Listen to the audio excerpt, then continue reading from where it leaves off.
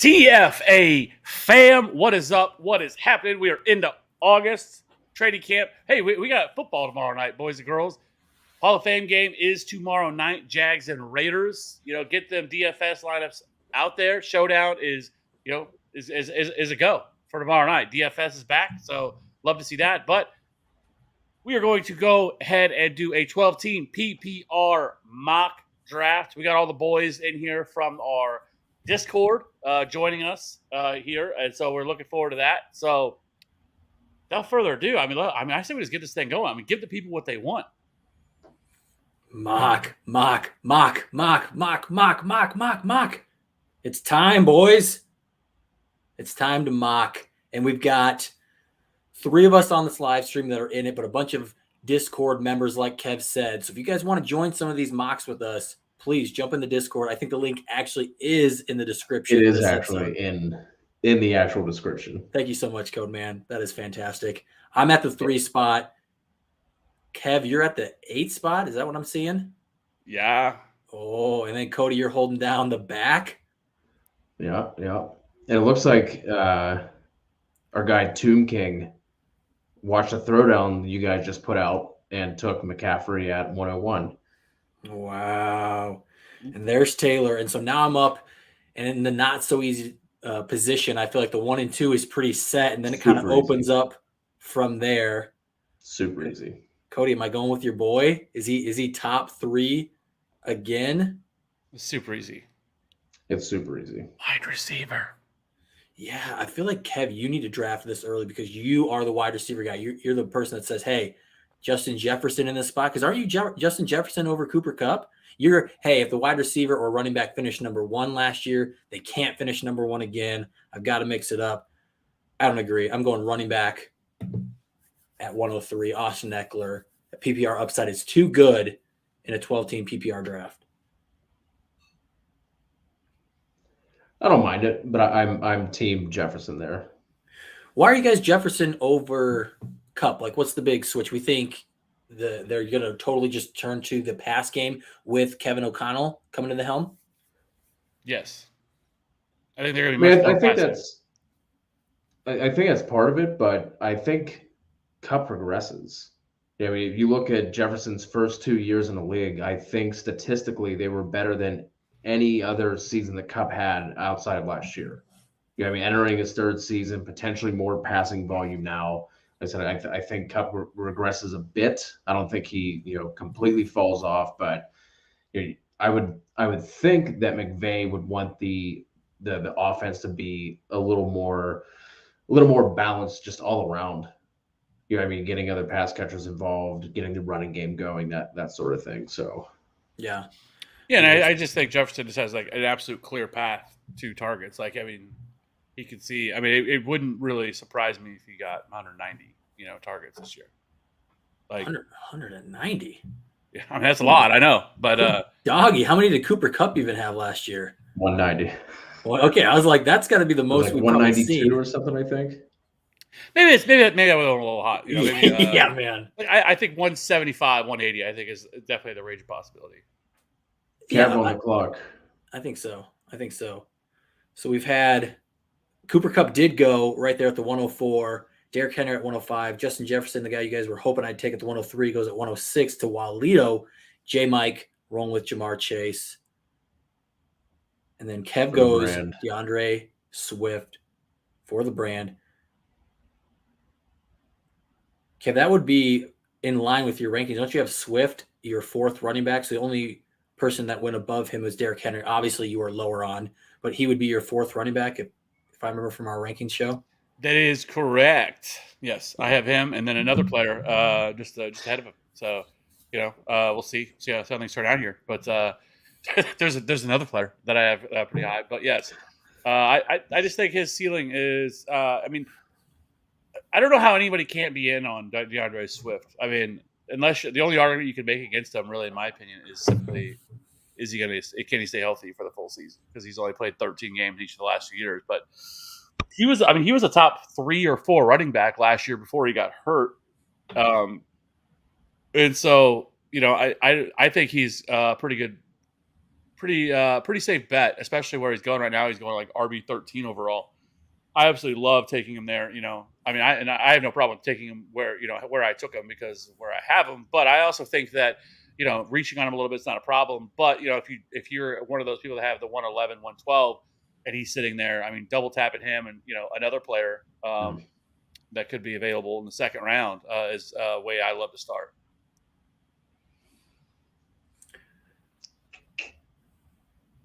Prediction here: Cody's going to go Joe Mixon and CeeDee Lamb.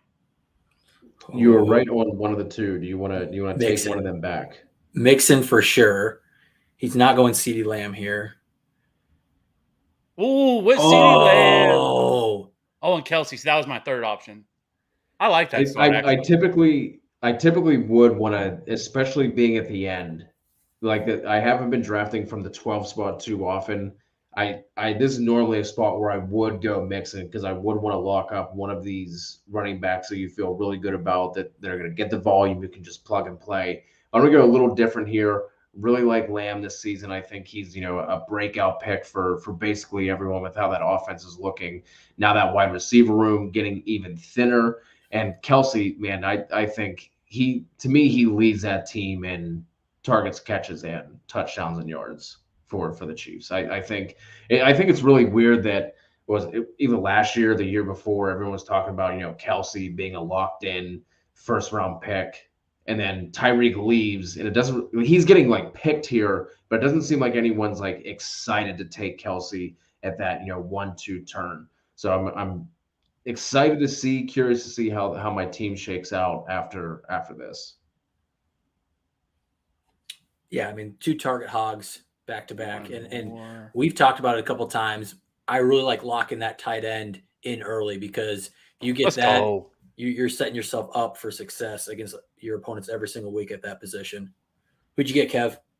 Saquon. I mean, that's the guy. I didn't want to say it, because we're drafting with people here, so I didn't want them to try to snipe me. But yes, if getting Saquon here at the 108, at 108 and 205 here at the start of my draft is fantastic. But that's what I was talking about. Like if you have 111 or 112, like this Swift Barkley start is one of my favorite ways to start any draft. Just because I feel like both of their ceilings are top 5. I know people are much more down on Saquon than others, and it's mainly just the injury problem, But I think some of it's a little overblown, and year 2 and everything we've talked about. I think this offense is going to be pretty explosive. I'm starting to hear some people too in the fantasy community starting to rank Daniel Jones as the top 15 quarterback. It's too hot for me, but.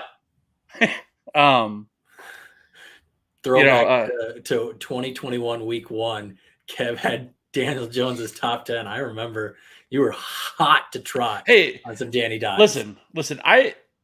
It depends on it really would depend on how Brian Dable decides to use him, because he did a lot of design runs with Josh Allen, and we know Daniel Jones is a mobile quarterback. I mean, he's not as mobile as Josh Allen is, but he certainly has some of that in his range of outcomes, and so I'll be interested to see how many design runs they actually use for Daniel Jones this year.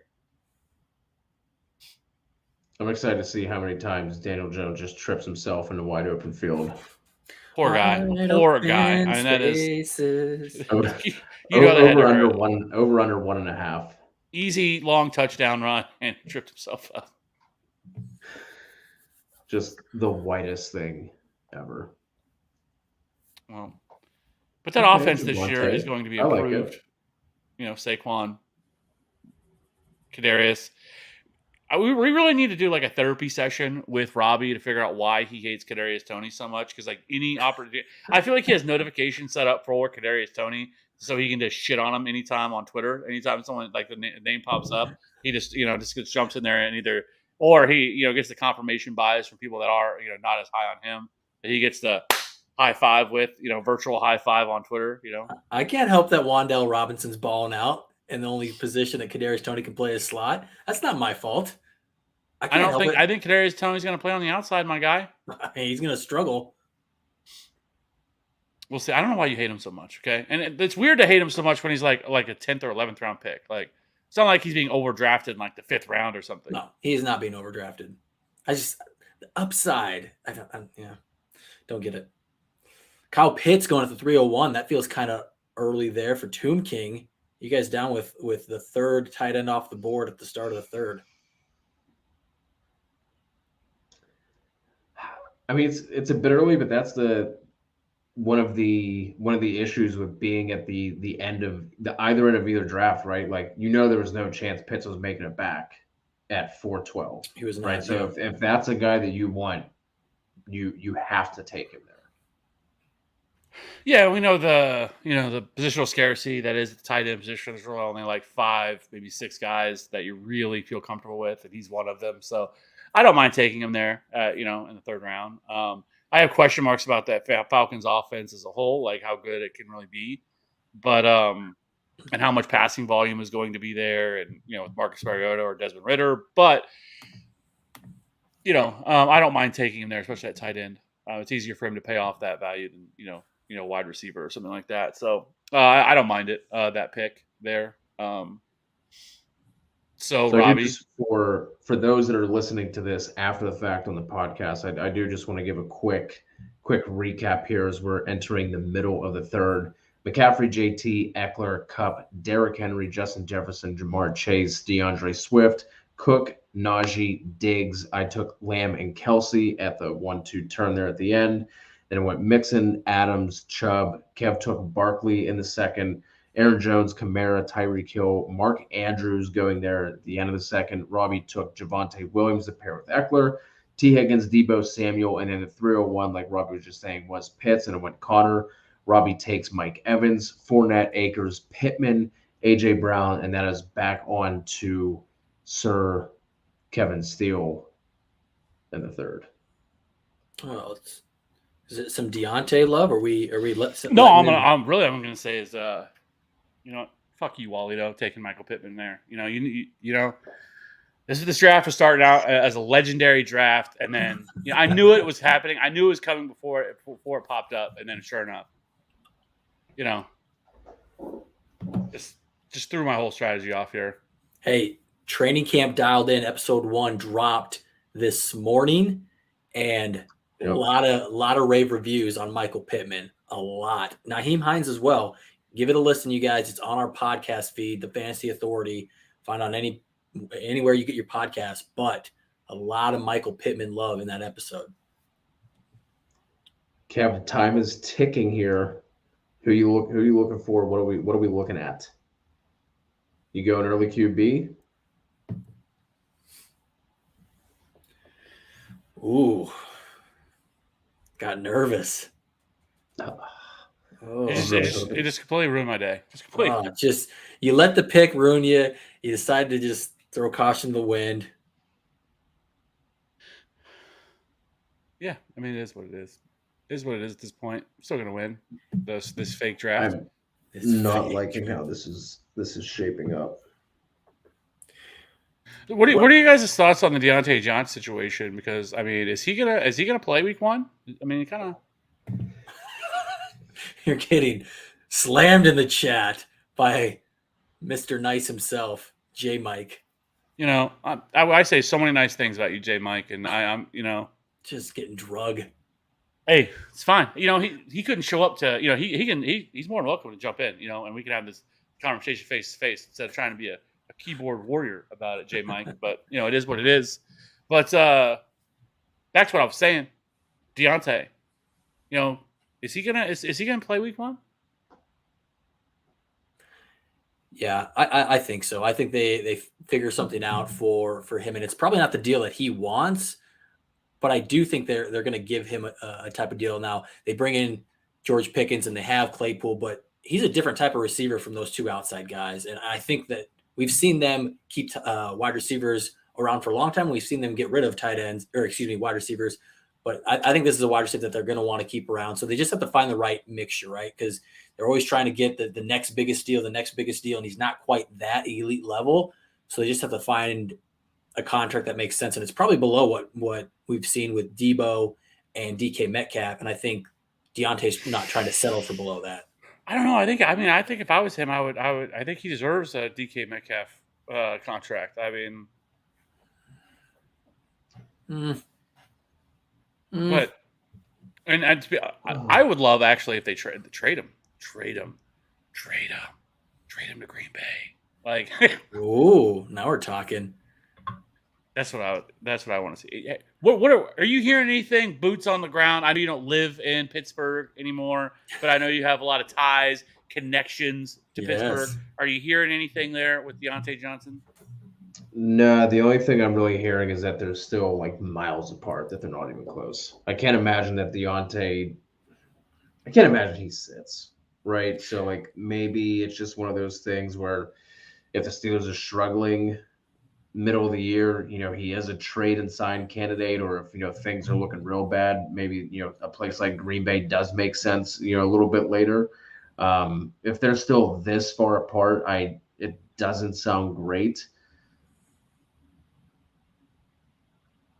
What are you doing here, Cody? A little Breece Hall action at the end of the third. Oh, Travis Etienne. See, Cody, or I'm gonna let you know right now. You have so far had the best draft of anybody right now. You're winning this fake draft. That's a lot coming from Kev. That is fantastic. It doesn't make me feel good. Kelsey, Breece Hall, and Travis Etienne. That is a goated draft.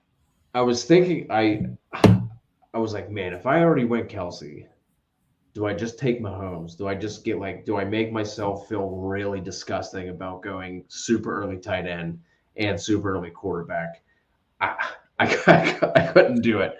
I didn't love a lot of the receiver options there. McLaurin's starting to grow on me. Really? I do. Yeah, because I think he's more explosive than Pittman is, and we saw what Pittman did with Wentz last year. Like, I think it's like one of those things where it's like I think Wentz is an improvement upon what he's had, what McLaurin has had the past couple of years. But like with already having Lamb, I like the wide receivers I can get a little bit later. So didn't really love my options there. So I just went ahead and just locked up the RB spots and just went Breece Hall and Travis Etienne at the 3-4.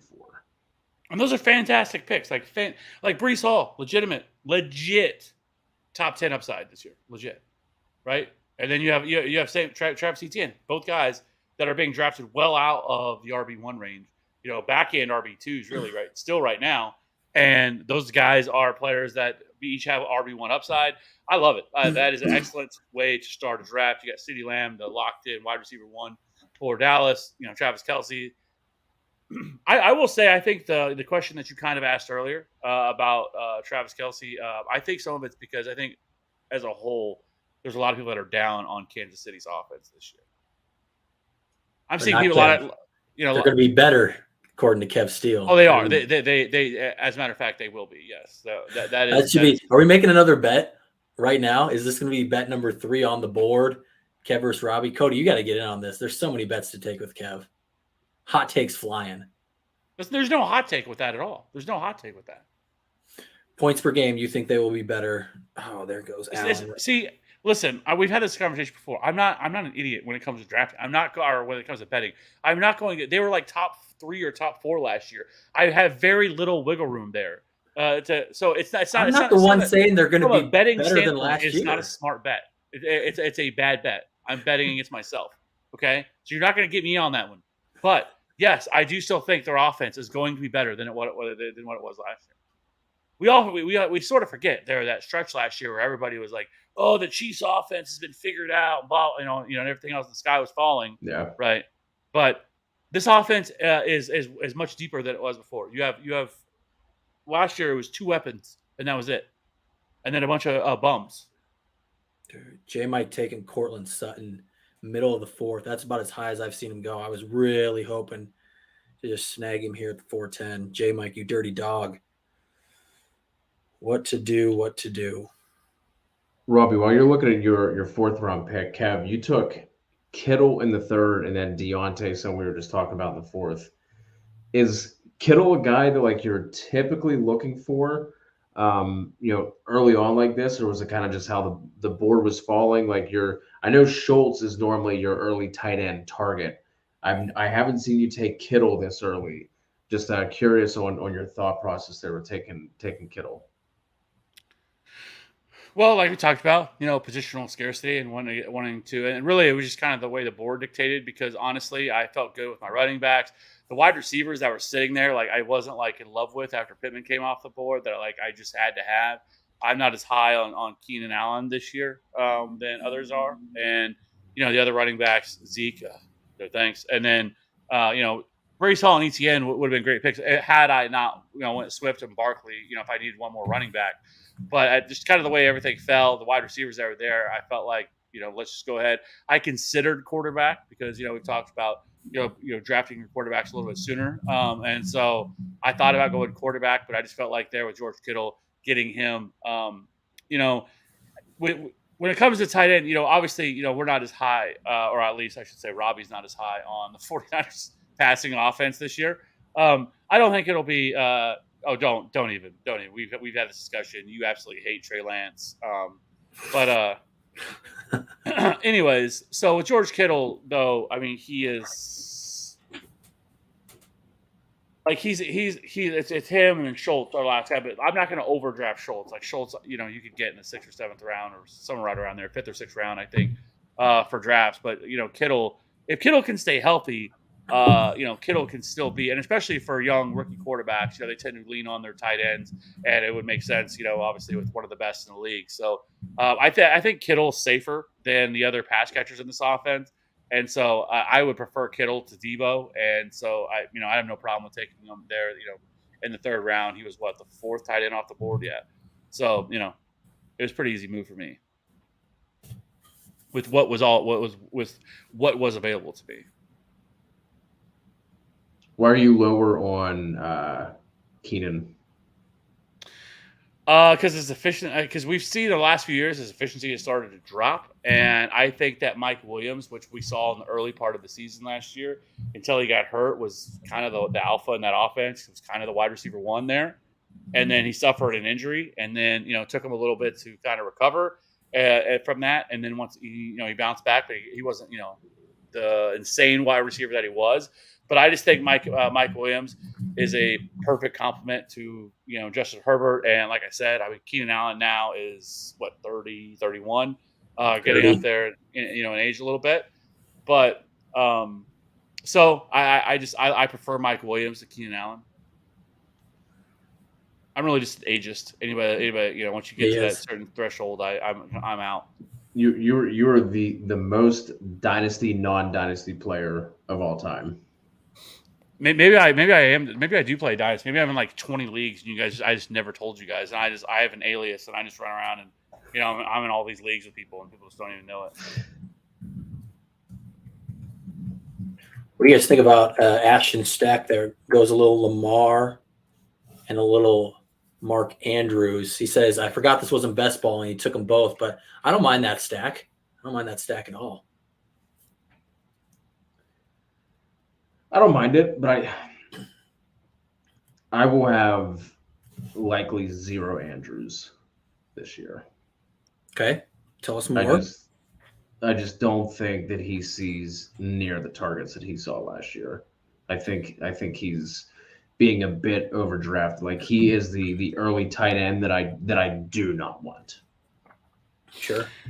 Yeah, I'm kind of right there too. Like I'm not. I mean, I don't. If he were to fall, I wouldn't mind it. But I think there is some red flags that people aren't really talking about with him because their passing offense was way out of whack from what it usually is. Right? It was 65% or something like that past the run rate last year, and so I think they come way down back into that 50% range, and so there's not going to be nearly as many targets there for Mark Andrews, or not as many anyways for him, and so.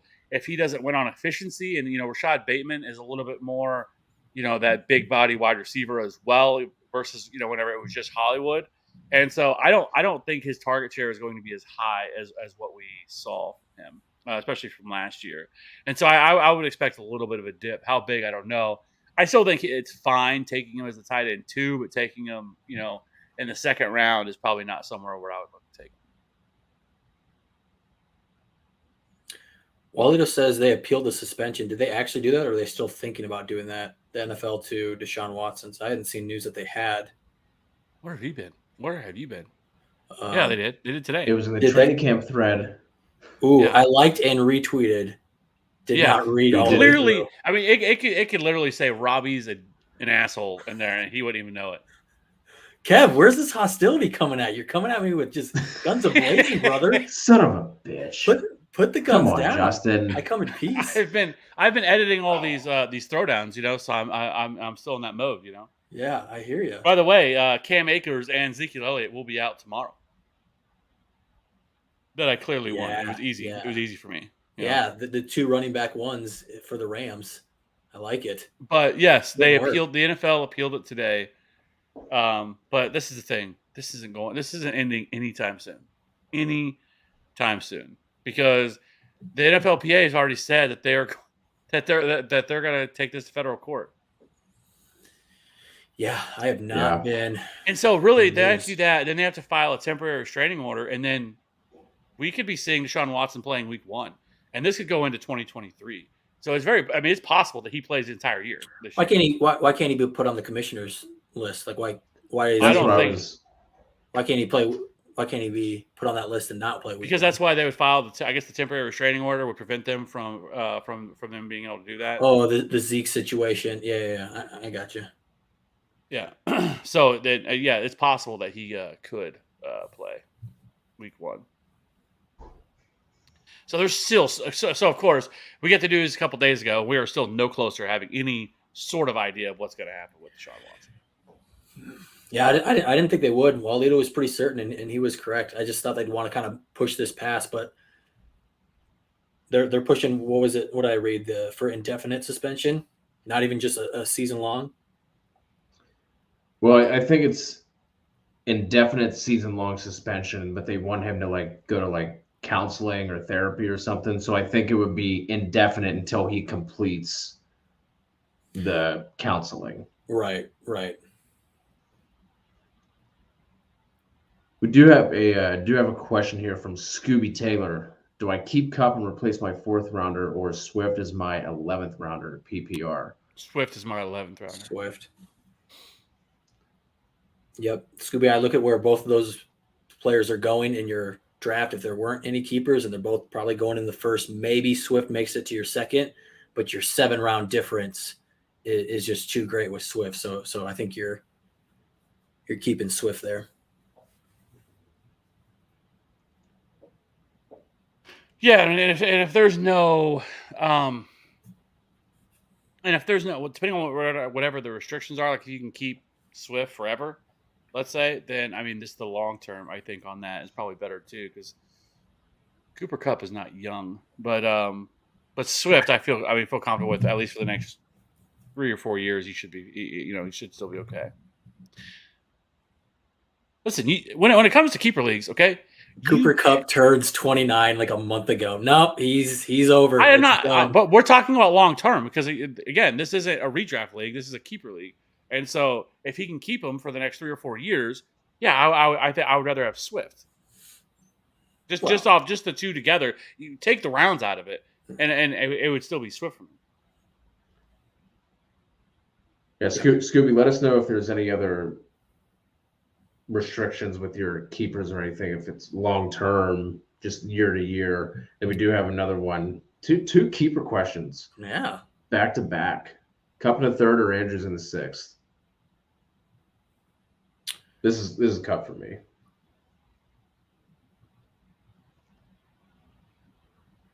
$10 team. I'm gonna go Andrews.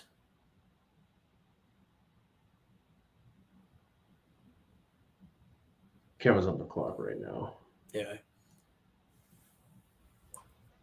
Like that wide receiver you can get in the 3rd in a 10 team is probably CeeDee. Well, no, CeeDee Lamb wouldn't last. He'd be in the 2nd.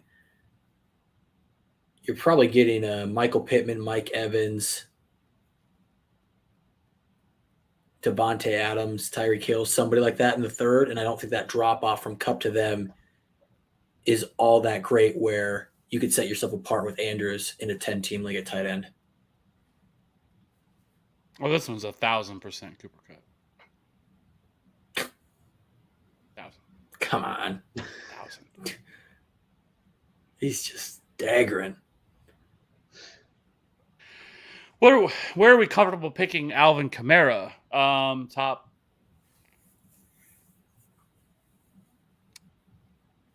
top among the top 10 running back, right? Right around 10 or 11, I think is where I have him. So somewhere right around there. So I guess probably early second. I think it feels pretty comfortable with as where I'll be because he's not getting suspended this year, so we don't have to worry about that. And so yeah, I think that is that's right where I would feel comfortable with him. Yes, agree. J-Mike here is just I know. hogging all of the wide receivers. Just keep going wide receiver. You know, he's got Jamar Chase, AJ Brown, Cortland Sutton, Amari Cooper, and Rashad Bateman, and Theron Jones. Scary list, and still enough running back depth where he can hit on with a Gibson, CH. Kev, I know you like Miles Sanders. Ken Walker's still there. It's drying up quickly though. I think there's about. You don't love him as your running back too, but there's about 3 or 4 names that are still there. But can they make it back? That's the question. Kev, does this change anything for you for Scooby? Keep playing for 2 years, but not longer than that. Swift on the second year, Cup on his first. So wouldn't be able to keep Swift after this year. Would be able to keep Cup for another year.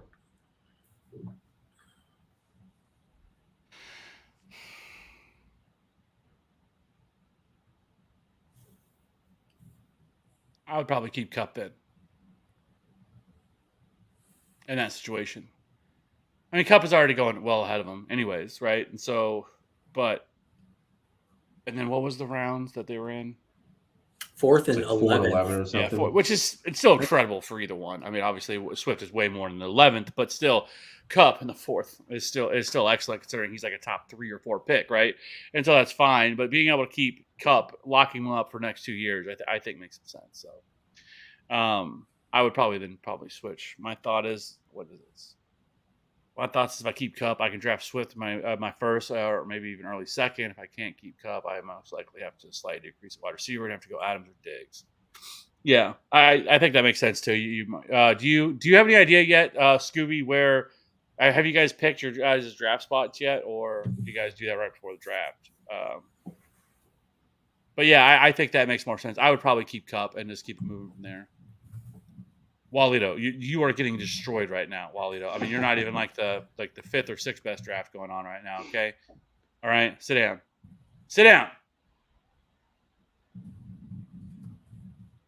Draft 7th out of 10. So yeah, I mean, depending on who is being kept in this situation, I think, I would go Cup, and then you probably have a pretty good shot at being able to redraft Deandre Swift.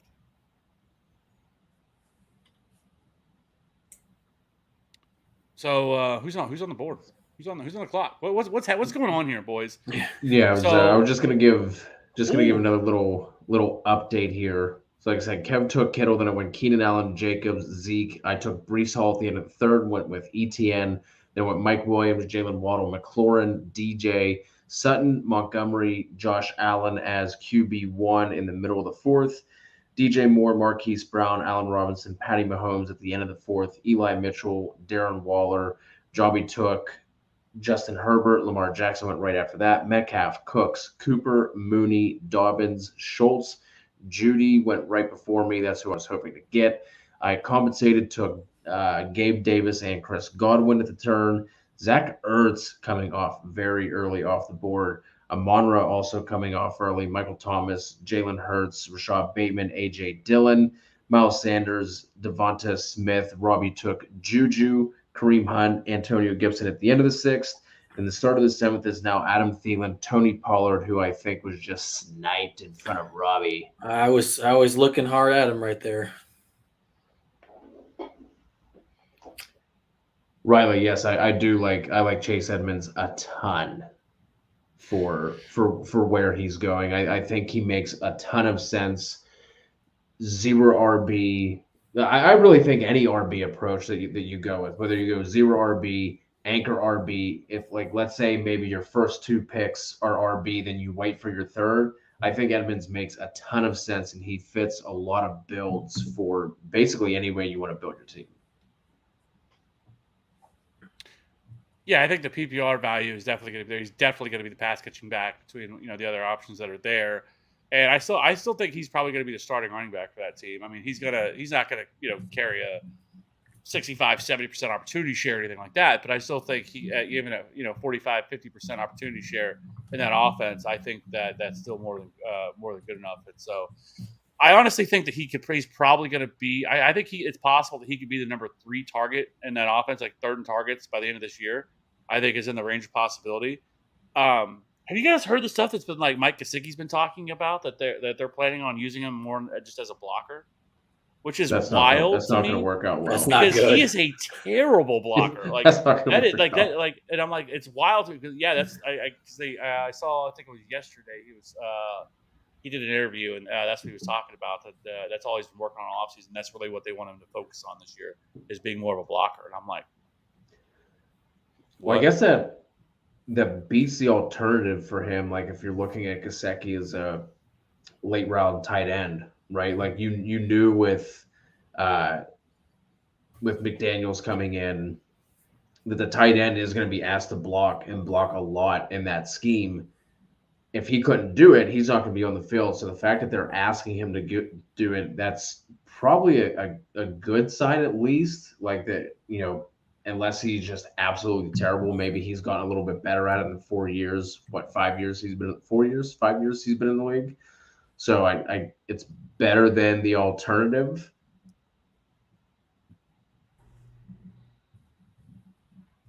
yeah, I mean, it doesn't. I don't know. It doesn't make sense that they franchise him, and then that's going to be their plans for him. Because this is not. I mean, he's just a move tight end. I mean, he's a big wide receiver. That's really kind of what he is. But yeah, I don't know. I just thought maybe he's improved. That's probably a good sign, at least for now, unless he just ends up being as bad as he was as a rookie. Yeah. So as things currently stand, Robbie, you took Austin Eckler, Javonte, Mike Williams, Marquise Brown, Herbert, Juju, and Clyde Edwards-Helaire. How are you feeling about your draft so far? I feel good. I think starting out with the 2 running backs that I feel safe with, I like that draft. I do it a lot. I was trying not to do it this draft, but seeing as I went third, I figured I'd probably go with a running back to start out with, and then it just fell to me with Javonte there at the 210. What's interesting is the 3 wide receivers I like as these guys who can score touchdowns and can get long receptions. I know Juju's kind of been pegged as this slot guy, but I think that was more the Pittsburgh offense and his role within it. Like we've seen Juju be a down the field type of wide receiver, and I think he can be that. So I'm excited to see if he's able to take the mantle as that wide receiver 1 with Patrick Mahomes and get a little bit more to his game, higher ADOT. So I'm excited about that. Drafting 2 Chiefs back to back. Obviously, you don't want to pile too many players on one single team, but I'm excited to see what Clyde does. It's why I like Rojo as well, is because whoever can be that potential first and second down back for the Chiefs, I think is going to be underrated, whether they're going at the 703 where I took Clyde or even further down wherever Rojo goes, because this is an offense that's going to score and it's going to see red zone opportunities. And so I want whatever back is going to be carrying the rock. So I think Clyde's being undervalued right now. Yeah. It's the whole Chiefs offense is being undervalued this year, except for Travis Kelce. Because there's questions, right? And it makes sense, but someone's going to be a great value. And to me, it's Juju kind of stands out as that favorite for the wide receiver room, and Clyde stands out as the favorite in the running back room. And so if you're getting those guys in the 6th and 7th round, I mean, this team is going to score with Patrick Mahomes. So I'm excited about one of those 2 popping, maybe both. Yeah. So we're getting into this later portion of the draft, right? Where we're starting to 8th, 9th, 10th round.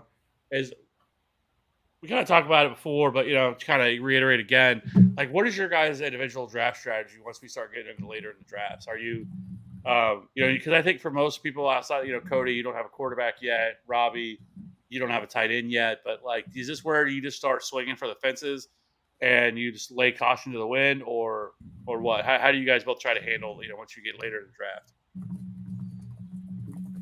Yeah, swinging upside once you start getting into these mid to late rounds. Kind of, I think we talked about it on last week's stream. I think Josh had the question about how do you balance, safety and upside. The thing is being able to tell yourself a story of how do they get to that upside, right? Like you're not just swinging on guys, rookies that are going in the 15th round, taking them in the 8th. Like I just took Edmonds and Lazard. Lazard apparently going to be the wide receiver 1 for Green Bay.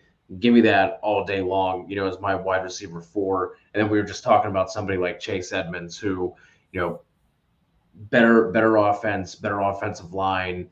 The offensive scheme seems to fit him really well. I don't foresee Edmonds being a 65+% kind of opportunity guy here, but even like a 60%, I think that's going to be more than enough to pay off his the 7th round ADP. Probably took him a little bit earlier, but again, when you're on, especially when you're on the ends, like I feel like on the ends you're swinging even more than you typically would, like if you're drafting like in the middle, just because you have to wait so much longer before that gets back to you.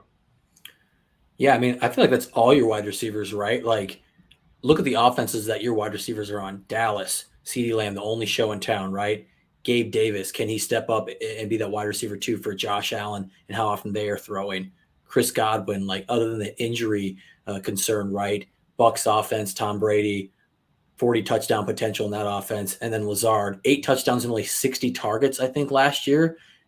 Like that's just a really exciting quad of wide receivers you have there and the offenses that they're in. So I'm a fan.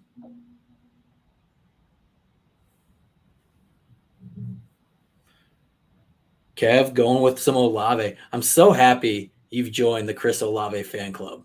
I'm a big fan of that.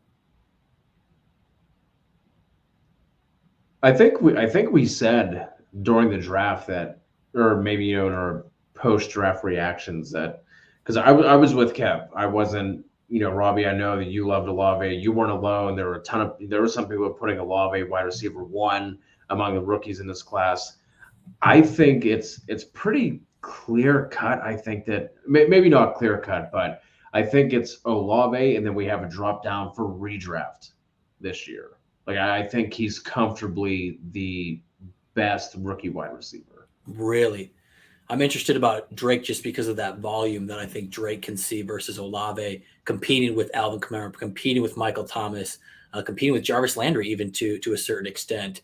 I mean, I'm a Chris Olave guy, but I just don't know if he gets the target volume that Drake will get, even in a worse offense. Like there's still 130 targets versus 100 target difference is how I kind of see that shaping up. So here's something that we've talked about. Like if you don't get one of the top 5 or 6 tight ends, normally you're punting, right? But man, Dallas Goedert down here at 8-10 just feels like a huge tier that he should have been taken earlier, and he's still sitting here. I get it. A.J. Brown is going to siphon a lot of targets, but I think that the tight end bucket of targets, Heath Cummings, who we had on the Dino Show this summer, he talked about the buckets being wide receiver targets versus tight end targets. It's not all the same. It's not A.J. Brown comes in and takes stuff away from the tight end. I think that Jalen Hurts will still look to Dallas Goedert to a certain extent, and those targets aren't going to just shift all the way to A.J. Brown. So I'm excited about Dallas Goedert here at the 8-10.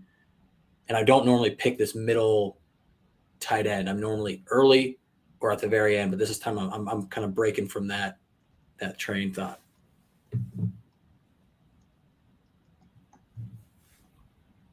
Wait, what? Yes, the targets between Olave versus London won't be close. I can't remember if I said targets. I was typing out a response to J Mike. If I said targets, I didn't mean to. I think in terms of fantasy production, Olave ends up being the rookie wide receiver 1, just because I think the Winston D-gaff. Like I don't think since Breeze isn't there, Sean Payton's not there to like hold him back and kind of chain him down. I think like it's just going to get, maybe the first game or two, he's trying to do what he learned, the past 2 years, past last year with the Saints. But I think you can't keep a Mustang down like that too long. He's eventually going to revert to his old ways, and I think the bigger playability resides and the better match, I think, resides with those two.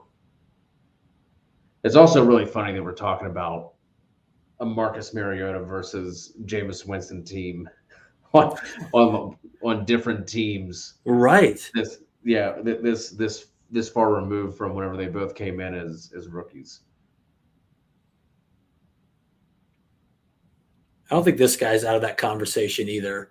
I know that they say that Robert Woods is fully healthy. He's going to be back. He's going to be as good as he was pre-injury. But I'm excited about Treylon Burks and what he can be. Probably not a one-for-one replacement to A.J. Brown, but, man, he's pretty dynamic when the ball's in his hands. So I'm excited about Treylon Burks maybe being in the conversation as that next tier down for top rookie wide receivers.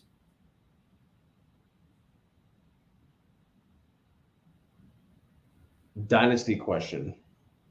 If it starts slow, and then given how kind of poorly the off season, like OTA minicamp stuff kind of started off for Burks.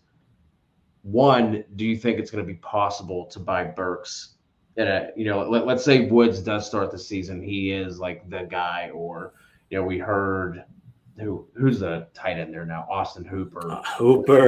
Yeah, was developing that chemistry. Let's say it does start off slow for Treylon. He's getting, I don't know, let's say 4 targets a week and 3 for 40, 3 for 50 kind of thing. Do you think it's going to be possible to buy Treylon cheap, or do you think it's going to be one of those things that like every Dynasty podcast is going to be saying to buy Treylon cheap, that no one's going to be able to buy Treylon cheap?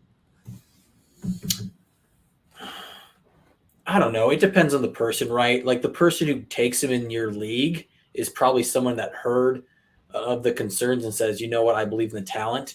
And so unless they're super scared off by asthma, like I don't know if they're moving off of him, right? Like it only takes that one guy or gal to have that player.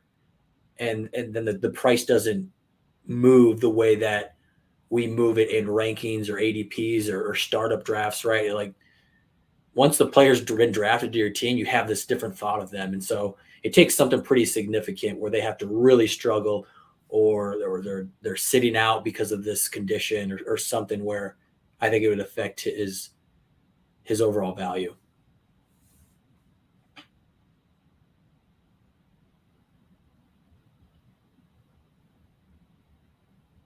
Would never expect Kev to go Sky Moore there. How far down did you have to scroll to find Sky Moore? I think he was right there.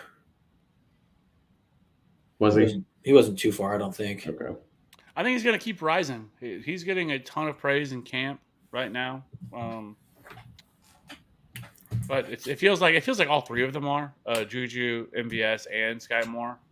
What depends on the day you look at it, that they're all standing out here at Chiefs camp. But I don't mind taking a shot on him. I mean, Juju's already off the board. I prefer Sky Moore to MVS anyway in terms of who I'd rather have.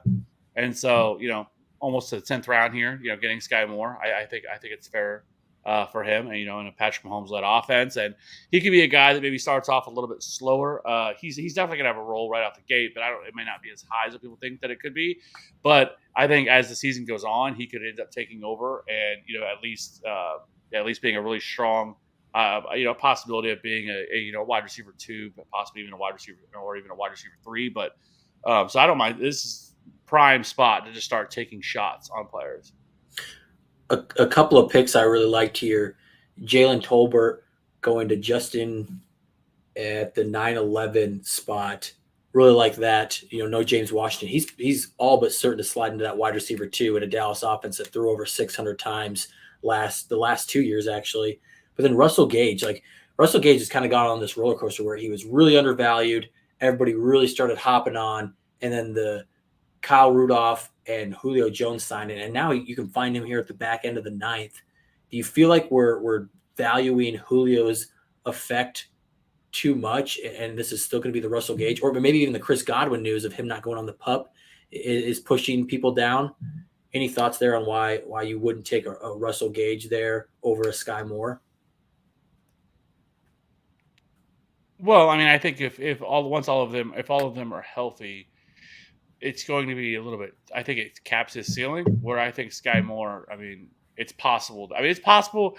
I mean, I wouldn't put it as likely, but it's definitely possible that he could be the wide receiver 1 in this offense by the end of the year. I mean, absolutely love Sky Moore. I love the talent, but like I said, I feel like it's maybe more of a second half breakout, something like that for Sky Moore. But as far as like the Buck situation, like I still don't think that. I don't think Chris Godwin plays week 1. I think he probably misses the first 2 or 3 weeks of the season. Yeah, I know. When the news first came out, there was a lot of like talk about like people like, oh, he's not going to be put on PUP. Okay, he's going to be ready to go, and everything else. And I always thought that was probably ridiculous because of when the injury happened. I guess later it came out that basically they just didn't put him on PUP was because they wanted him to be able to do some individual stuff that you can't do when you're on PUP. Mm-hmm. And so that's the only reason he's not on the PUP list. So, but I definitely think there's a real possibility he misses, some time. And then with Julio, I don't know if Julio can stay healthy. Like Julio's numbers last year, like his efficiency, were actually pretty decent, right? The offense was terrible, but now you get Tom Brady. But I think he's still going to be much more of a reserve type role where he may only play 50% of the snaps, right? But he's probably going to have a lot of design looks as well, where he doesn't necessarily need to go out there and play 70, 80% of the snaps, 90% of the snaps, whatever. I think he could still see 5 or 6 targets a game. And, with Tom Brady, maybe that's enough. But with Russell Gage, I still think Russell Gage is going to get pushed down. Maybe that's a good thing because Russell Gage is going to start to creep up and probably get closer to like probably 7th, 8th roundish. I think right around there, all things considered, before they signed Julio and then with the Chris Godwin stuff. So I think at cost, I think if it pushes him down, I think it's fair. But I just view Sky Moore of having a slightly higher ceiling, but probably a lower floor than what Russell Gage has. And we're going to talk about me taking Sky Moore. Paris Campbell in the 10th? Woo! How far did you have to scroll down to get Paris Campbell in the 10th? He was down there. He was down there. Hashtag get your guy. Someone's listened to the training camp dialed in Indianapolis Colts. Because it wasn't the bold take. The reporter started talking about Paris Campbell like he was going to make a bold take for Paris I didn't make Campbell. it. I didn't make it all the way to the end. Oh, I won't spoil it then, but he was getting ready to make a Paris Campbell hot take. Bold call. With Nyheim Hines. And then he went with good old Nyheim Hines. Still on the board here. Okay. Nyheim Hines. I don't want to pump up his. Just the way that I was looking at it, I was going to receiver there. I wasn't gonna, I kind of maybe tossed around the idea of Isaiah Spiller. I know he's still sitting out there, but just got taken. We're talking about taking swings, getting Trey Lance, at that one in the 9th as my QB1. Love that. I think he's going to start to rise and probably get into that 7-8 round range. So I don't think he's going to be sitting here too long. But then just looking at some of the receivers left, it just didn't MVS thought about it. Michael Gallup I can't take with already having Chris Godwin. Jarvis Landry now with Michael Thomas healthy.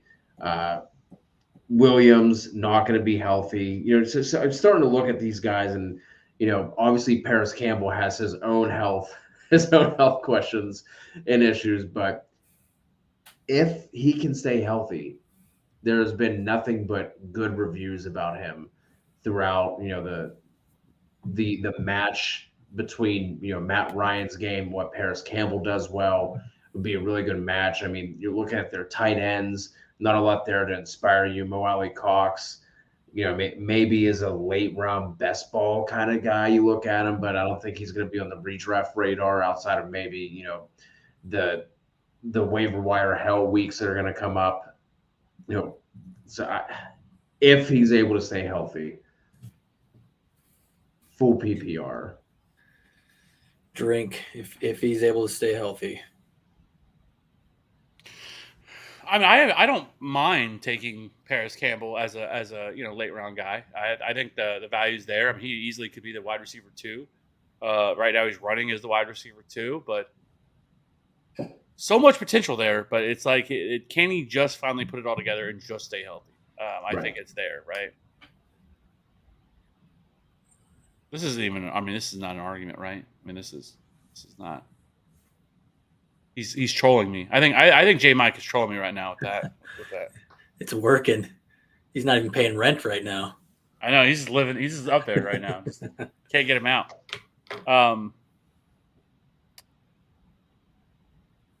So we're on a running back run here. Of course, Robbie was being selfish with that bold prediction because he didn't want to, because he took Nyheim Hines.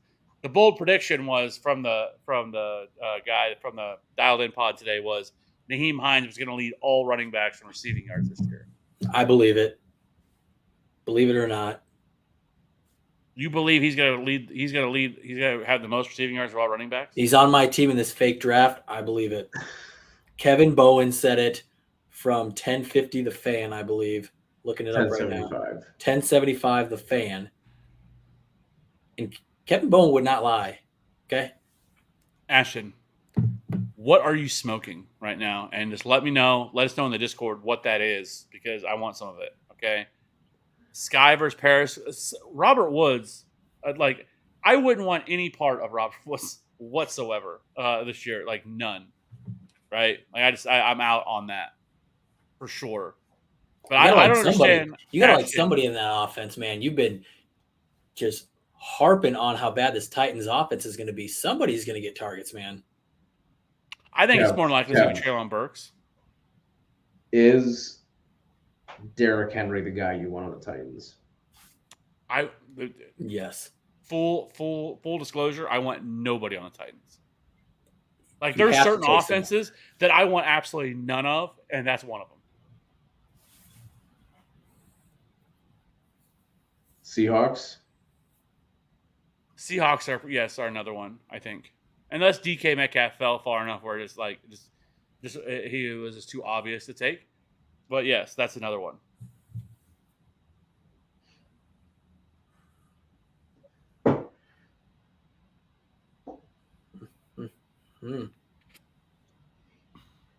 What do you guys, Kev? You're talking about the running back run that we just had there in the kind of the middle of the 10th round. James Robinson has been looking, I guess, pretty good. They think he's going to be going to be able to return earlier than what they were thinking. Is James Robinson like a late round target like this? Like, do you like getting him here at this point of the draft? Like, are you actively seeking him out, or are you kind of just avoiding him?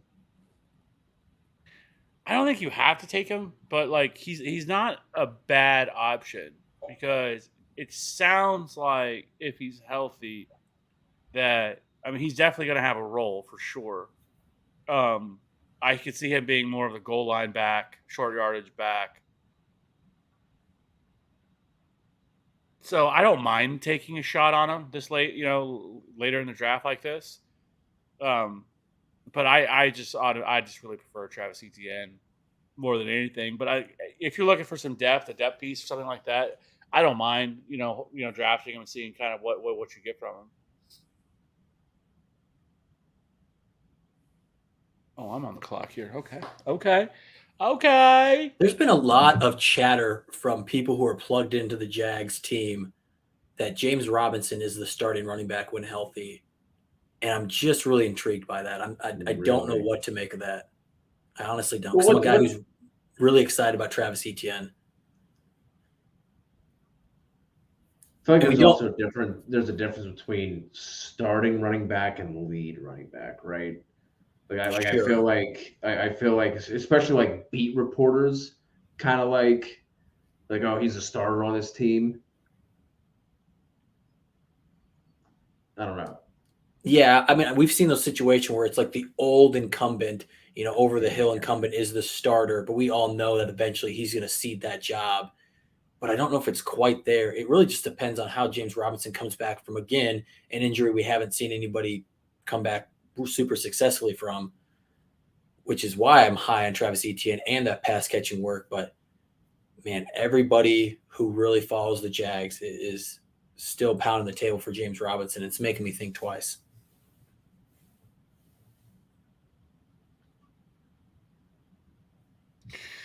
Yeah, I mean, I think it should be in the back of people's minds, but I think that'll also probably limit Travis Etienne's like rise through ADP because of James Robinson coming back. Because he's somebody that I felt like was probably going to get up into like the mid-third round of drafts, and I just don't know how close that happens now with the James Robinson news.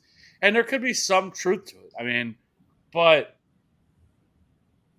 I don't know. I mean, there's been also a ton of hype around Travis Etienne that he's the best. He's the best weapon they have, and he's looked incredible in camp, and so a lot of that stuff's out there. The hard part to me about this is there's so much information that's put out there, and trying to truly understand and prioritize like what's important and what's not, I think is difficult at times because there's just so much information. Like, right? Like it's, oh, this guy looks fantastic, and I mean, there's a lot. I mean, Terrace Marshall continues to get praise in Carolina's camp. Like, continues to get tons of praise out of Carolina's camp. But like, should you draft him? Are you taking him? Do you want to take it? I mean, he was a second round pick last year, but there's it's stuff like that. Like, but like, I feel like to me, fade the hype around a lot of these guys as much as you can, and I think be a little bit more intrigued whenever it's negative, like constant negativity coming out about a player in camp. J-Mike about to snap up Dak Prescott in the 12th round, and it makes me sick. The 12th round. Oh man! When I took Lance, I was looking at the board. I was like, man, I don't think anyone in this mock is going to take 2 quarterbacks. Can I just wait? But then I saw Lance sitting there, thought about the nuts on the table take. It's true. Obviously, I couldn't pass him up after that. We're gonna find a pair of players that you and Kev do not agree on. I mean, last year you guys were close to the Judy versus Sutton. I don't know if you guys still hold that.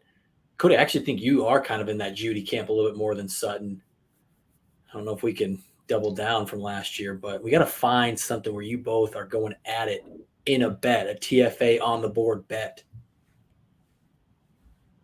It's been a lot harder this year since Robbie, you've been the one doing the rankings.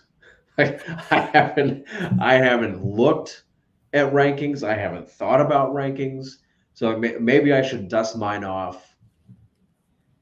Yes. See where Kev and I are have some differences, but that's what's been the hardest thing this year. Is I have not been involved in the ranking shows. I think the people want to see Kev and Cody disagree a little bit and go at it. Let us know in the chat if you guys want to see a little throwdown, a little disagreement, a couple bets thrown down between. We had a throwdowns last year. Yeah, it's been 365 days. We need some more.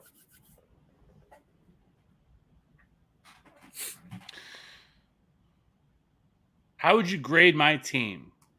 All right. Tebow fan 15. So we got Taylor, Higgins, Connor, Allen Robinson, Darren Waller, Kareem Hunt, Pollard, Claypool, Lockett, Marquez Valdez-Scantling, and Russell Wilson. Russell Wilson in 11th is that's good value. I think all of these quarterbacks have been good value. I mean, we waited on quarterback. Like past that, I mean, obviously Taylor's great. Higgins can be a back end wide receiver 1 if everything shakes out for him perfectly. Connor, if he can stay healthy, good pick. Robinson's being undervalued. Like, he's going like wide receiver 30. He could be a back end wide receiver 1 if everything shakes up for him, or at least high end wide receiver 2 like that. I have questions about Darren Waller in this Raider offense, but I still don't mind it as the 5th tight end off the board. But then with the running backs past that, obviously I love Tony Pollard, but Kareem Hunt I think is fine. But in the 6th round, who else was there on the board at the time? Like, I mean, there's not like anything that just automatically stands out to me at that pick that you could have taken over him. I guess Antonio Gibson. I would rather have taken him Antonio Gibson over Kareem Hunt, just because Antonio Gibson is the starter there. But I think so I I would have would pick. liked one of the receivers that came after Um, better than Hunt. yeah, I think Brandon Ayuk. I think Brandon Ayuk is being a little disrespected. I think Elijah Moore I would have think been Thiel's good. being undervalued as well. I mean, again with him, health, but Well, I mean, how old is he? I mean, he legitimately is old. I think he's 32. Yeah. So like yes, that's one where you could see the drop off. But the problem is he isn't a guy that's winning downfield that like needs to rely on his athleticism. He's a red zone guy and he's a short target guy. Like he can age gracefully, if you will. But yes, I agree. Like if you're gonna make a case for someone who's old, Kev, I'm finally you're fine. there with you where we can An have hour that. into it. So overall, I would say this team is like a B. I would say. Yeah, I mean, I like it. I'm never a Kareem Hunt guy. I'm not Oh, a and then Tyler Lockett. and then you go take 2 quarterbacks. All right, Ooh. C plus. F. Like we don't like you have Russell Wilson. There's no reason ever to take another quarterback at this point, right? You're basically clogging your bench with a quarterback that's just going to sit there, all year or half the year, or however long you have them. Like I want. Well, I guess I shouldn't say that because old Ashton also took 2 quarterbacks. Actually, no, 3 people took 2 quarter. Cody, I feel like right when you said that, right after that, all of a sudden, people start taking 2 quarterbacks. Like you should never take 2 quarterbacks ever, like just ever, because it's just not worth it unless you're drafting like somebody super late, and then you kind of want to see how it shakes out for the first couple of weeks, and you're going to cut one of them. Fine, but other than that. Like if you have any of like the the top end quarterbacks, you should never take another quarterback. I don't care about bye weeks or anything else. Like there's going to be quarterbacks sitting out there on the bench. Usually, one of the arguments is also, well, in my league, everybody drafts a lot of quarterbacks.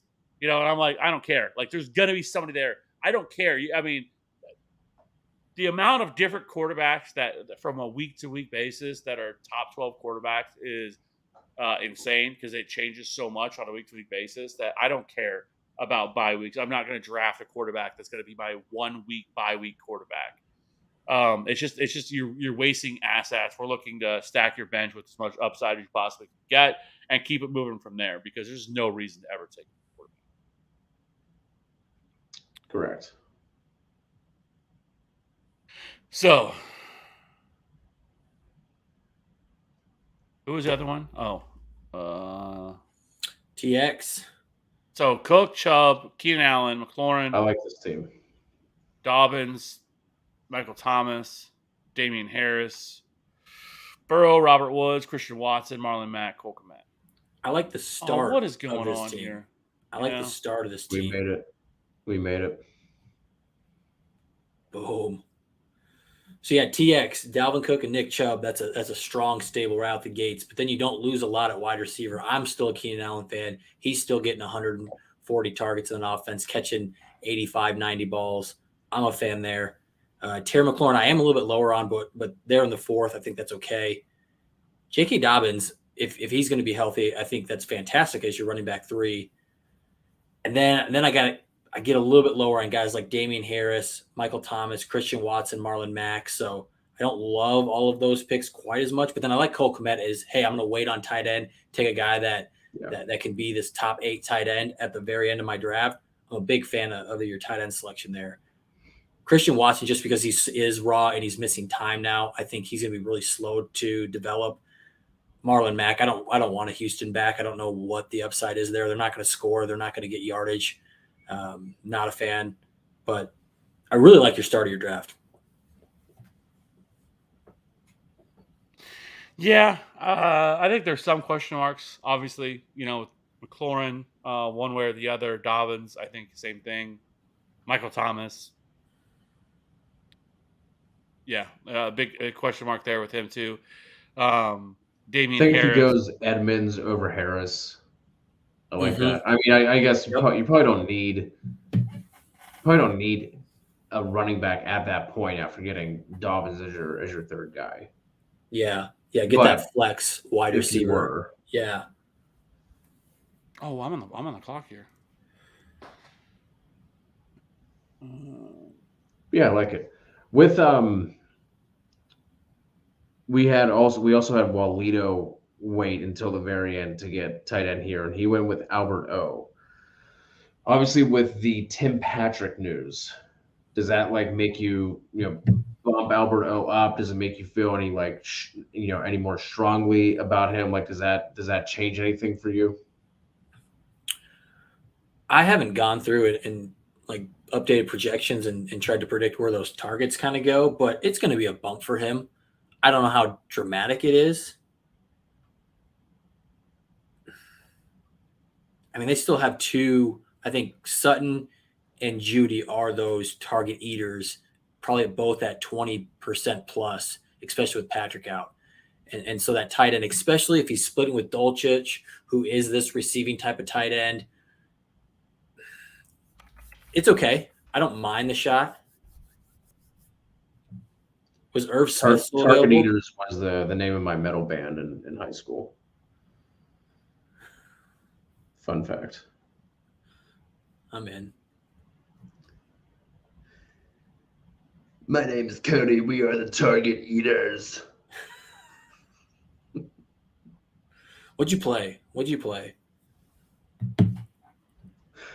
I played guitar back in high school. I can see it. The skin flute.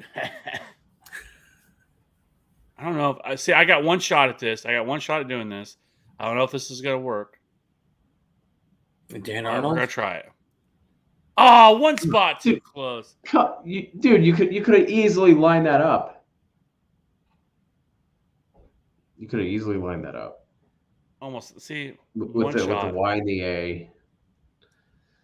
Now you messed it all up.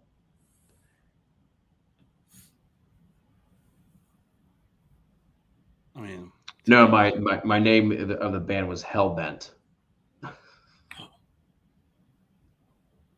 That was the actual name of my high school band.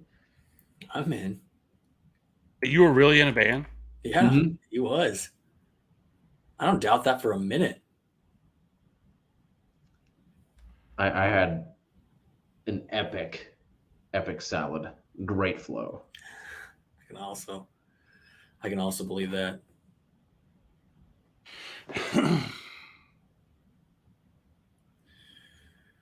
So we're coming up on the last pick. The last pick of the draft here. Make it count. It is ugly down here, man. Oh, there's so many players I still want to draft. It sounds like a dynasty mindset. I'm maybe my inner spirit is really just a dynasty person, but I just I don't know.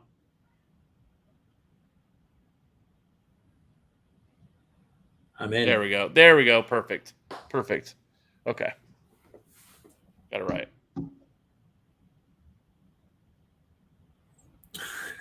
You did this last time. I forgot this. Did I miss this? You just dumped the garbage can right on Walito's team? Yeah. Kev plays Dynasty secretly. Ashton, I think you are correct. No. I do play DFS, but is Jameson Williams going to play this year, you think? I think they said November they're hoping for. I feel like at this point you might be better off.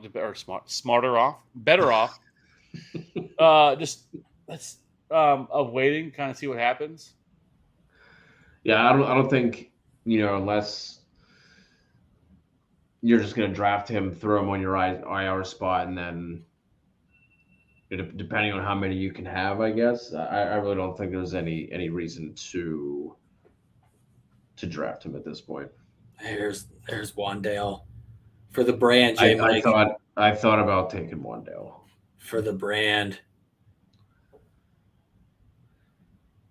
Wandale and McKenzie were the guys I was thinking about. And they go back to back. Dude, McKenzie is just the training camp hype. I can't remember the last training camp where Isaiah McKenzie wasn't just, yeah. I don't think it's crazy though, because I mean he did have some weeks last year where he performed. I mean, when people were hurt, and so weak singular.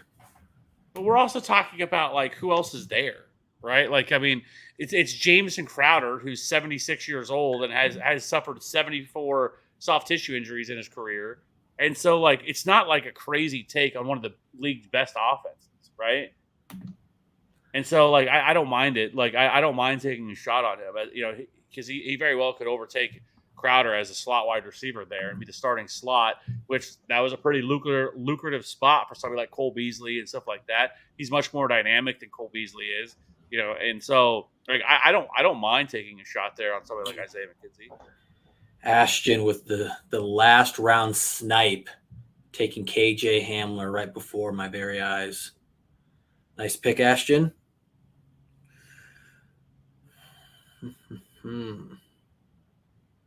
So, Robbie, while you look for your diamond in the rough last pick here, we're going to go through Justin's team. He wants us to take a look at that. Start off Diggs, Mixon, Zeke, Mike Williams, Jerry Jeudy, Ertz, Kyler, Penny, Tolbert, Julio, Gainwell, Robbie Anderson, Mostert, and then Drake.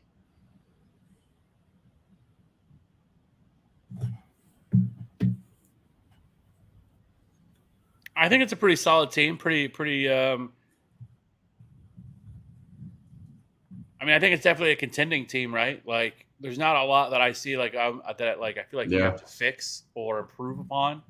Wide receivers should be really good. You have a lot of depth there. I mean, I don't really care for I don't really care for Robbie Anderson, but that doesn't really matter. 12th round, take a shot, do whatever. That was Robbie with a Y. Now it's Robbie with an IE. He's a new man. New number, new man. But I do really like the Gainwell pick. I think at PPR formats, I think he makes a lot of sense. You know, Joe Mixon, you know, that we're going to be split here on the Ezekiel Elliott pick, but it is what it is, almost 4th round, whatever. Which you have to admit that's good value, right? If he's almost in the 4th, even as a non-Zeke guy, you have him down at 20. The problem is here, like if he would had Breece Hall and ETN already come off the board, then I'd probably be like, yeah, okay, like that's fine, decent pick, right? But like I would rather have Breece Hall. I'd rather have Travis Etienne. I would rather have Elijah Mitchell than Zeke. And so it's just like I feel like all 3 of those guys have a higher ceiling than what Ezekiel Elliott does. And so it's just I'm not as high. Like I'm not like everybody's making excuses for him. We've had this conversation so many times that like I'm ready for week 1 so we can stop that so we can see how this plays out. But like I do think Zeke is going to be like I've said this like and people are going to try to dunk on me because I know how it's going to go early on in the season. Like I have not said I think Zeke Elliott is going to be the starting running back of the Cowboys.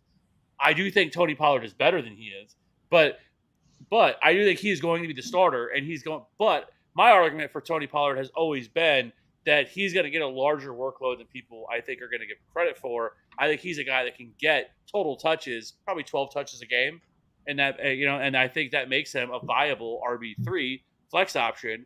And if anything happened to Zeke, then yes, he's a golden lottery ticket RB1. And that's always been my argument for it. But it's just with Zeke, I don't think there's like this ceiling there for him. I think he can be an okay back end RB2, maybe high end RB2 if everything goes great, right? And fantasy points per game. I'm not talking about where he fucking finishes. People that use where he finishes is useless. It's a useless stat. It's how healthy was he, and that's really it. Fantasy points per game last year, he was more middle of the road RB2, or you're right about RB15, RB16 in terms of where he finished there. Yeah, 14 last year, 15 2 years ago. Higher end RB2 points per game. So that's kind of my thought on Zeke. So, but overall, I still think this team is pretty good. I think there's some upside here for this team. Love the Mike Williams pick. Jerry Jeudy could end up being the steal over Cortland Sutton. Zach Ertz, I think, is fine, especially until DeAndre Hopkins comes back. Rashad Penny, don't mind it in the 8th round. Tolbert, I think Tolbert's going to continue to go up draft boards, man. Let me ask you, Robbie. You're the Cowboys guy. You think there's any shot Simi Fioco really maybe has a shot this year to be the wide receiver 3 in that offense? Yes. Like right now, well, until Gallup comes back, right? But right now, it's kind of a battle to see who steps up in the absence of James Washington. And it is between TJ Vasher, Noah Brown, who's been around forever, and Simi Fehoko. And then one UDFA, I can't remember his name, Washington, or no, someone else. But no, I think he's definitely in there. And he's shown a lot of strides, according to Landon McCool, who we will have on training camp dialed in next week. I believe Berg is scheduled something with him for the Cowboys training camp dialed in. And he'll talk about those wide receivers. So it's definitely possible because he has gotten better from year 1 to year 2 and kind of learned more of the route tree. That was his big thing, is he was kind of a limited route tree coming out of Stanford, but he's probably not my pick to be wide receiver 3, but it's possible. Because it feels like, at least in terms of like wide receiver archetype, like it makes sense to have Jalen Tolbert in the slot, but it'll be interesting because that's kind of CeeDee Lamb played a ton in the slot. CeeDee Lamb has been getting almost exclusively slot in training camp. I think he's going to be. But that makes it interesting though. For I guess it's fine for Tolbert. I mean, if he can operate as the X or the Y, Yeah, I mean, he was a down the field outside guy at South Alabama. I mean, I think that you probably like Simi Fioco could end up being maybe the X. I don't know. Like it's probably. I'm sure they'll trade for somebody. They'll do something. I can't imagine with Gallup likely not being ready that they're going to go into the season with CeeDee Lamb, Jalen Tolbert, and then Noah Brown. It's possible, but I think they end up probably making a move. Guys get cut. There's still a lot of there's still a lot of veterans out there like T.Y. Hilton, and some of those guys are still sitting out there. That have not been, signed. And so, I don't know. We'll see. I don't know. Those are the type of guys that I've just been kind of monitoring and taking a look at. I was a big Simi Fioco guy last year. And then what would it take for you guys to get back on to Terrace Marshall before we wrap this up? Because like he's like, but I feel like it's very much a Brian Edwards situation for me. Like I'm like, okay, maybe because last year, he got hurt last year early and he just never really was able to put it together. But I don't know. Let's wrap this up. Okay, so we get out of here. We're already at an hour 22. What do you guys think of your drafts? Really quick before we got here. You first. I like the way that it started out.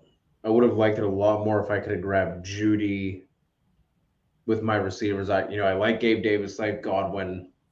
I just feel like at this spot, I think we had a lot of strong drafters as well. So there wasn't a lot of guys falling. So just having to take swings continually at the at the end there. I mean, I like it. I don't love it. My draft was Lamb, Kelsey, Hall, ETN, Gabe Davis, Godwin, Edmonds, Allen Lazard, Trey Lance, Paris Campbell, KJ Osborne, Josh Palmer. I thought I was going to get a comment out of Kev when I took. I don't even know how you say his name. It pisses me off every time I try and spell it for the training camp. Isaiah Pacheco. Threads. Is it Isaiah? Yeah. Okay. Well, I know he spells it weird. Spelled really weird. Pacheco and then Donovan Peoples-Jones was my last pick. I like that. I think you have really good. I think you have really good depth. Really good. I think there's a lot of upside here with this bench. Obviously, if new moves need to be made, they can be made.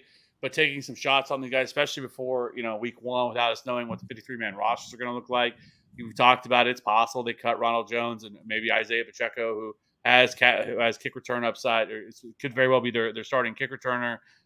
Is something that he could carve a role. I know Robbie shakes his head, but it's certainly in the range of possibility. Jones is only $750K. We would not take anything for them to cut and move on from him. Not calling it, but it is in the range of possibility. But then Paris Campbell, KJ Osborne, love Josh Palmer, Donovan Peoples-Jones. I think could be the wide receiver 2 there in Cleveland. So I like that bench. And the start, like we've already talked about, is fantastic.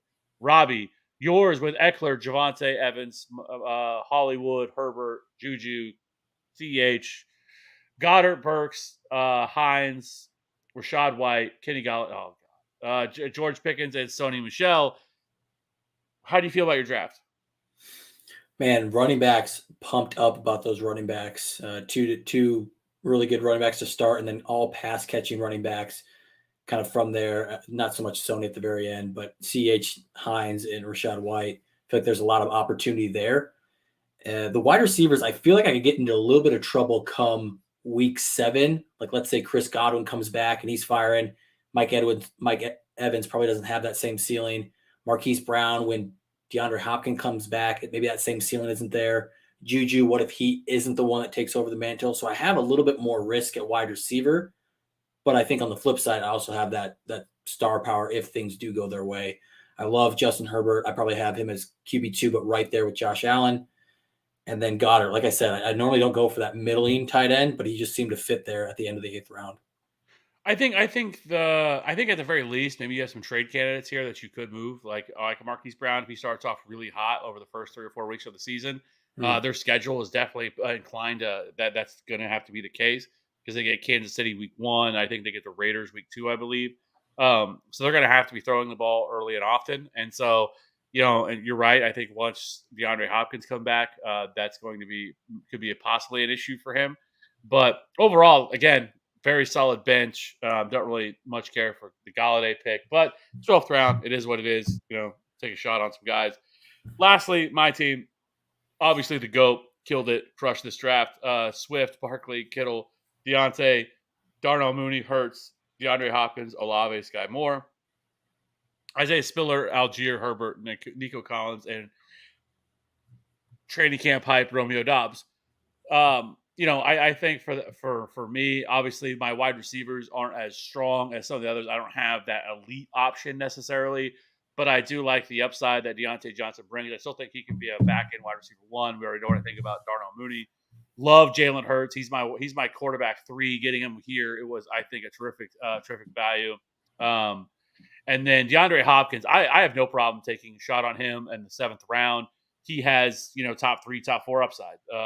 Yes, he fell off a little bit last year, but he's starting the season at, and will be week 7. And yes, but in taking him there, I don't mind it. But now let's talk about the worst team, the worst team of this draft, Walito. Okay. Just garbage can. That's why we put it here. That is the award winner for the worst team. Started out okay. Justin Jefferson, Michael Pittman. Absolutely love that. That's fantastic. I mean, killed it there. Both of them could be top 5 wide receivers. Alvin Kamara, I don't mind it. Like I said, back in RB1, no injuries. But then David Montgomery, this trash, RB2. Brandon Cooks is mid, very mid. And then we go and we take AJ Dillon in the 6th. What are we doing there? What are we doing? So we took A.J. Dillon over Miles Sanders, even though Miles Sanders is the starting running back, and we take A.J. Dillon, who's not. Oh, he definitely is. He definitely is. Sirianni already came out and said that he was. That he was a starter. Anyways, Elijah Moore, don't mind it. It's still the Jets offense. We'll see what happens there. Devin Singletary, hate that. Kadarius Toney, good pick. Love that. A lot of upside there. Pierce, there's some upside there, but at the same time, this offense could just be terrible and all the running backs suck. Alberto, don't mind it. Kirk Cousins, don't mind it. McKenzie, but this is a very meh team. We can sit here and say whatever we want. Well, that this team is good. It's probably one of the worst. You're probably finishing outside the playoffs, and you're packing it in probably by week 8 or 9. So, anyways, you guys got anything else? Yeah, Walito, the wide receivers are really good. I think you have 3 top 16, 17 wide receivers. Cooks is a safe wide receiver too. Really like them. Cousins and Alvaro Quegmanam, I want to get a top 5-ish of one of them because I think you're not setting yourself apart at either quarterback or tight end. So you're going to be finishing behind most teams in points there. So you really have to make up for it at running back or wide receiver. And so you really have to set yourself apart in those areas. And so that's the one piece where I think you might struggle with. But I really like the team. Don't listen to Kev. Well done. You should always listen to me. Raylan, good team. Okay, not bad. Don't mind it. We'll be here all night if we have to go through one of these. But Raylan, not a bad team. I like the start. Najee Harris, Devontae Adams, fine in the 2nd round. Josh Jacobs, don't like that. I'm not high on Josh Jacobs at all this year. He's one of those guys that I want no part of whatsoever. And then Jalen Waddle, don't mind that, especially in the 4th. Dalton Schultz, love that. Amon-Ra St. Brown, Cordell Patterson. You took 2 quarterbacks. That's all. You automatically drop down a grade level anytime you take 2 quarterbacks. not needed. We already talked about that. Russell Gage, Tyler Boyd. Is it possible he could finish with 1,000 yards this year? Considering they don't really have a tight end, that all three of them finish with 1,000 yards. You think that's possible? I think they have a better tight end than they did last year. Hayden Hurst is definitely better than CJ Uzama. Yeah, very. Yeah, that's. It's the Spider-Man gif. Yeah, I don't know. Yeah. Anyway, and then Odell. I have no idea when Odell will even be ready. Okay, I have no idea. So, it might be November, December until he's even ready to play. So that one, you're probably cutting him before you're putting him on the IR. I guess that would be the other option. But by that point, he's probably not even worth it. So, anyways, let's go ahead and wrap this up. Get this thing out of here. We got a lot more content coming. Throwdowns are still coming. Again, tomorrow, me and Debro are going to be recording a throwdown together. Mike Evans versus Keenan Allen. Me and Robbie have a couple of more coming this week. Cam Akers, look for that. It'll be out tomorrow, 3 p.m. whenever we tend to publish content. So that'll be out tomorrow. And then, we'll be back again live next week. Appreciate everybody doing this.